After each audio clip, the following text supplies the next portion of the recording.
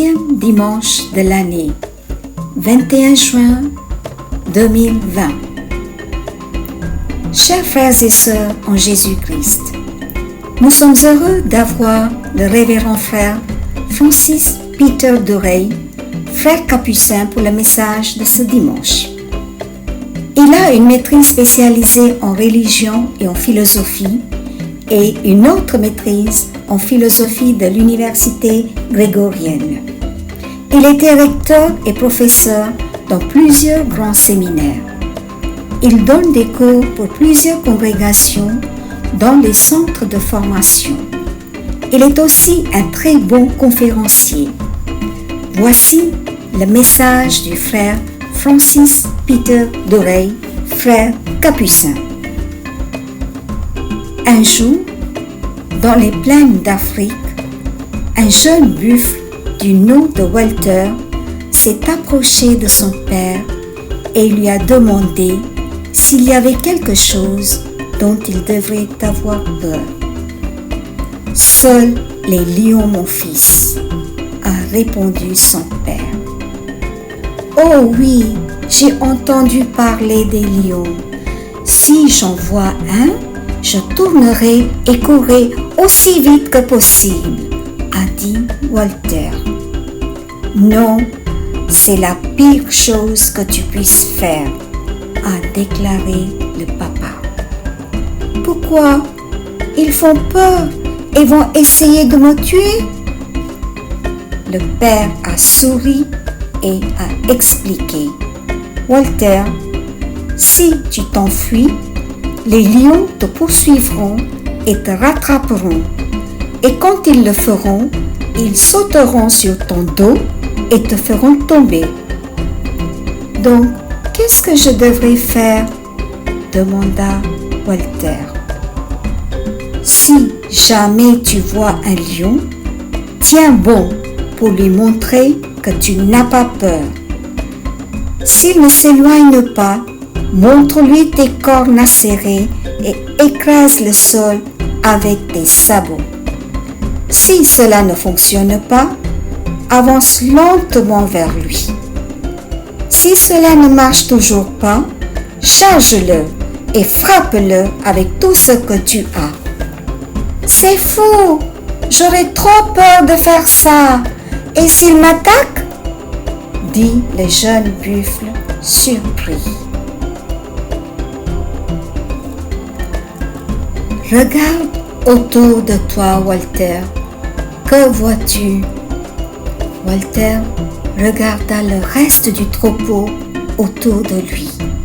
Il y avait environ 200 bêtes massives, toutes armées de cornes pointues et d'épaules énormes. Si jamais tu as peur, sache que nous sommes ici. Si tu paniques et fuis de peur, nous ne pouvons pas te sauver.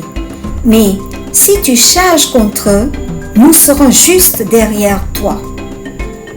Le jeune buffle respira profondément et hocha la tête.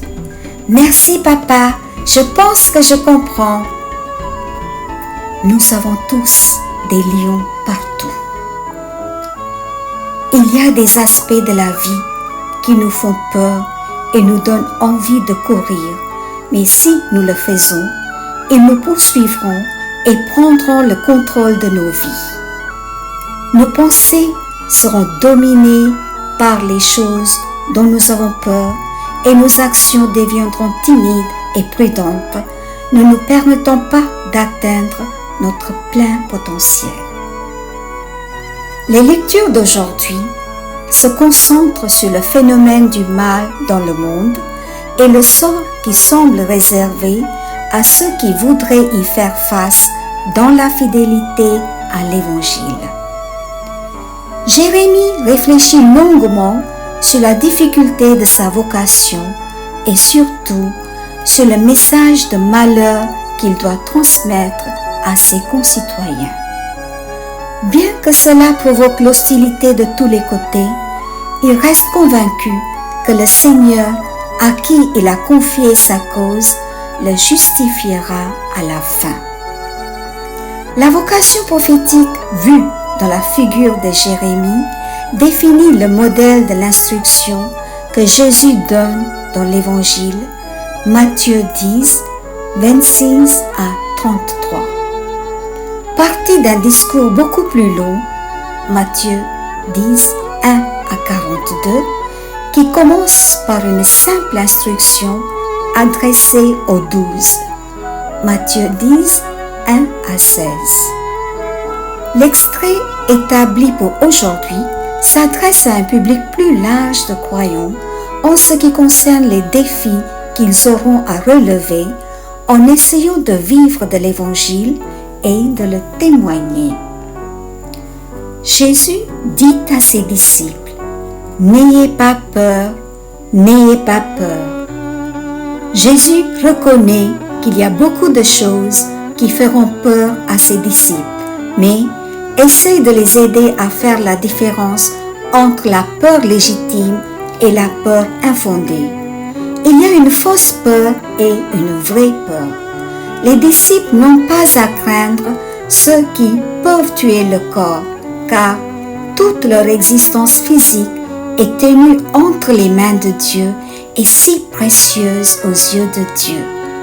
Si Dieu valorise la vie des moineaux vendus 2 pour un sou, marquant leur chute quand ils tombent à terre, combien plus le Père Céleste valorise et protège la vie des croyants, valant plus que des centaines de moineaux. Ceux qui sont fermes dans le témoignage de l'Évangile et des valeurs auxquelles ils donnent le droit jusqu'à la mort peuvent être convaincus que leur sort ultime est entre les mains de Dieu et sera un jour justifié.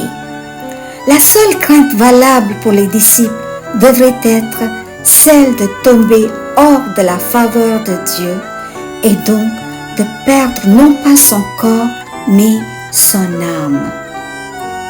Matthieu présente Jésus comme celui qui insiste sur le fait que l'Évangile n'est pas quelque chose dont il faut parler et vivre derrière des portes closes.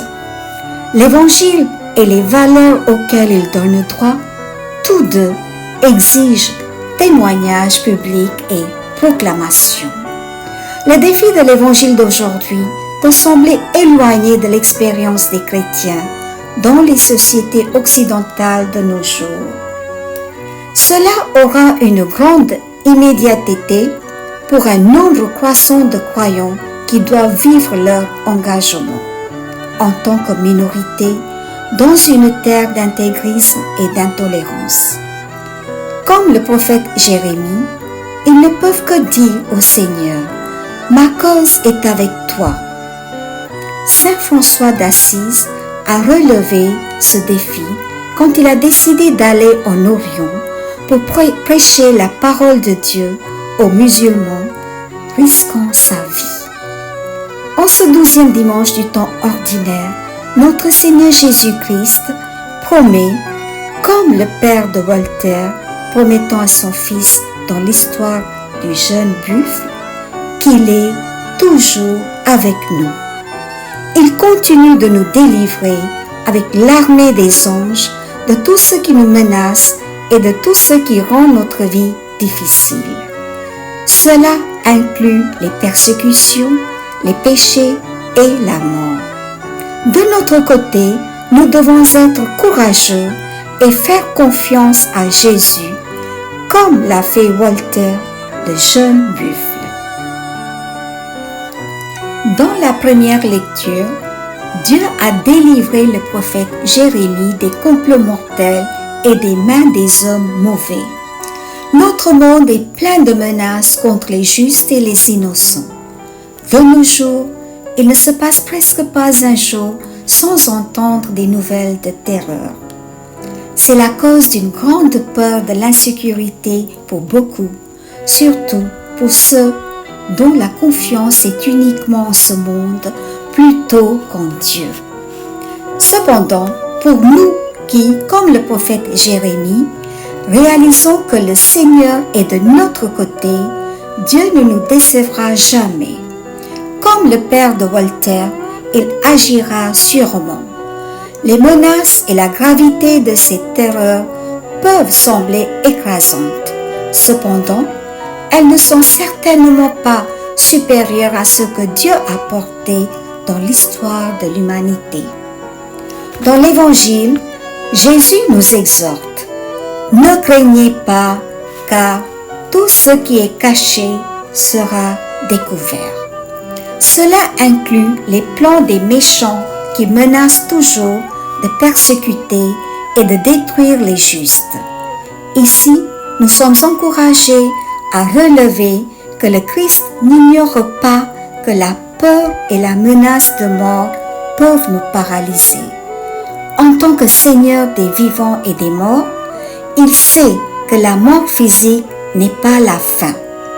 C'est plutôt une transition vers l'éternité. Par conséquent, il nous exhorte davantage.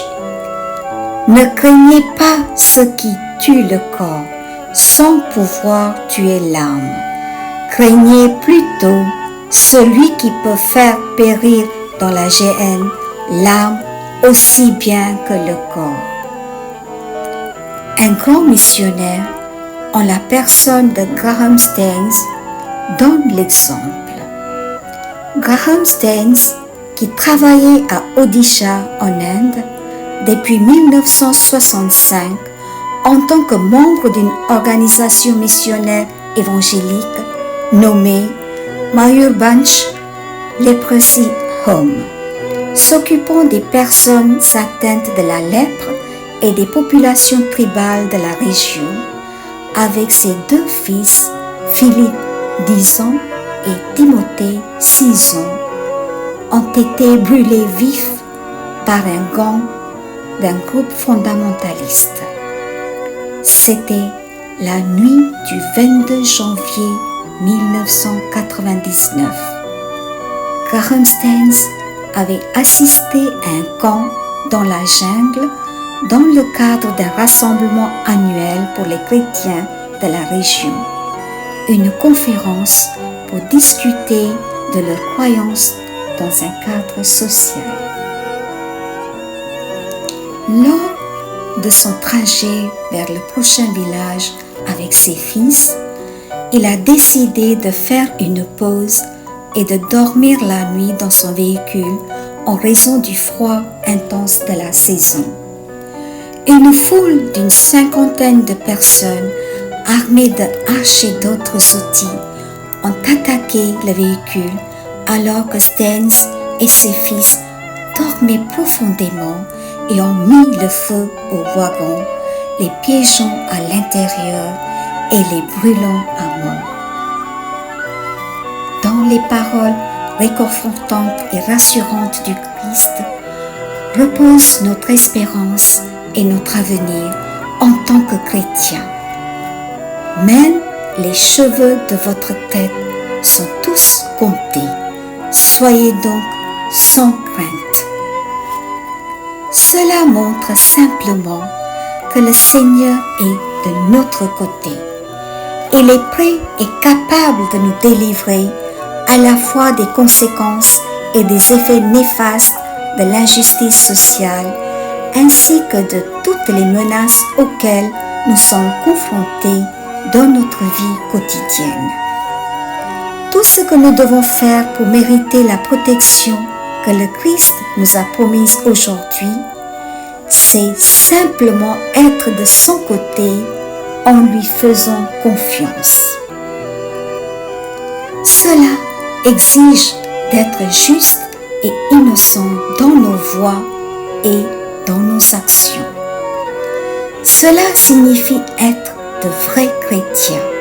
Bien sûr, cela signifie aussi se soumettre complètement au Christ. À la fin de cette réflexion, nous nous retrouvons avec 3 questions personnelles pour nous examiner à la lumière de la lecture de l'Évangile d'aujourd'hui. Quels sont les défis que vous rencontrez dans la vie quotidienne qui vous éloignent de Jésus-Christ et de ses valeurs? Comment Cultivez-vous la culture du courage intérieur dans votre vie familiale ou communautaire basée sur l'évangile de Jésus. Quels sont les facteurs qui montrent vos valeurs mondaines qui vous éloignent de Dieu? Comment prévoyez-vous de changer de paradigme dans votre vie? Que notre Seigneur Jésus soit avec nous tous. Chers frères et sœurs, ce groupe ne présente pas uniquement les prières et les homélies, mais une communauté qui prie. Si vous avez les intentions de prière, vous pouvez envoyer la liste complète des membres de votre famille, de tous vos anniversaires, jours de mariage et les jours importants. Vous pouvez également envoyer la liste des fidèles défunts, donner leur nom et date et nous prierons pour eux les jours désignés. Vous pouvez envoyer vos intentions de prière par mail à l'adresse myprayerappeal, myprayerappeal@gmail.com ou par message WhatsApp au 94 45 54 80 00. Je répète, 94 45 54 80 00. Les intentions de prière. Le 21 juin, nous prions pour Madame Hardy Jennifer qui fête son anniversaire. Que Dieu la bénisse et la comble de son amour. Nous prions et confions au Seigneur tous les papas du monde entier que nous fêtons aujourd'hui, le 21 juin. Que le Seigneur les bénisse et les garde sous sa haute protection. Nous prions pour notre pape et tous les prêtres et les pasteurs, qu'ils soient bénis, fortifiés et restaurés par la puissance de l'Esprit Saint. Prions ensemble en ce moment pour toutes nos intentions de prière, pour nos familles, pour notre vie personnelle. Fermez doucement les yeux.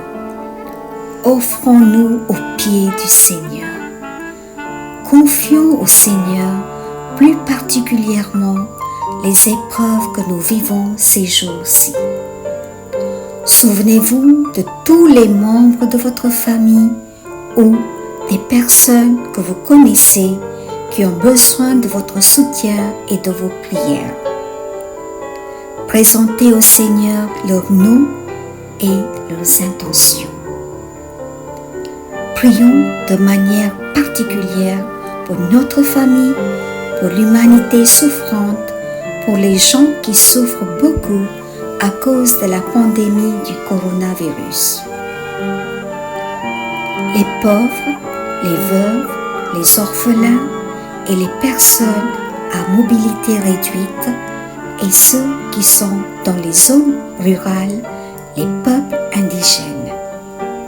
Ayons un cœur de compassion pour eux et prions pour que Dieu les protège et les guérisse en ce moment de grande souffrance et de douleur. Recevons également les bénédictions spéciales de Dieu. Que Dieu Tout-Puissant vous bénisse, au nom du Père et du Fils et du Saint-Esprit. Amen. Je vous remercie. Bonne semaine.